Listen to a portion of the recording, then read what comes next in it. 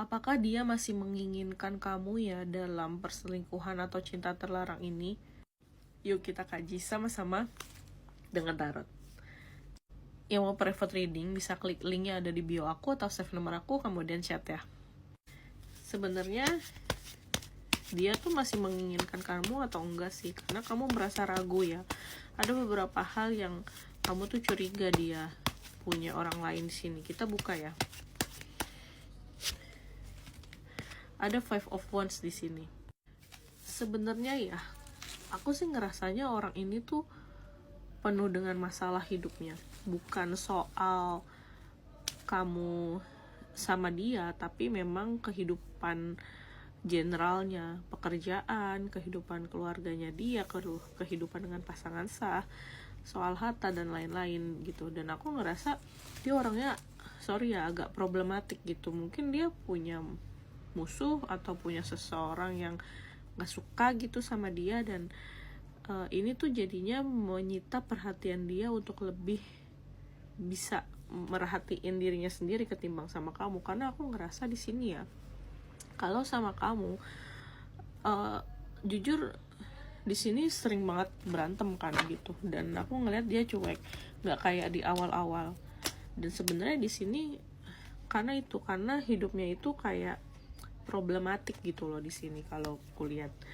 Nah, dari Temperance sebenarnya keinginan dia untuk sama kamu tuh masih ada. Jujur kalau kulihat ya di sini,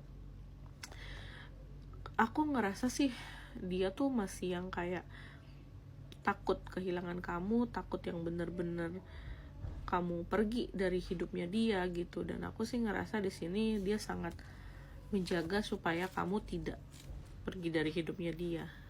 Jadi cueknya dia tuh karena kehidupannya yang problematik itu, bisa karena banyak hutang atau pekerjaan yang kurang baik gitu ya, atau dia berantem sama orang-orang terdekat.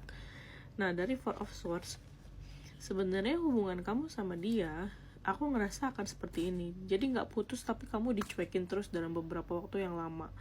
Dan memang sih sebenarnya ini akan berdampak kepada keadaan psikologis kamu yang kurang baik kalau kulihat ya, karena kamu merasa tidak diinginkan, merasa capek gitu.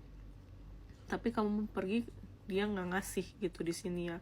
Dan ini adalah suatu bentuk sebenarnya dari ketidakpedulian dia gitu, bentuk dari dimana orang ini tuh sangat capek dalam hidupnya dan dia tidak memperhatikan kamu. Justru kamu yang harus kamu tahu adalah ya sebenarnya kalau dari sini udah kelihatan ya, dia tidak memprioritaskan kamu di dalam hidupnya dia lebih memprioritaskan hidupnya sendiri. Dan apakah worth it untuk dijalani?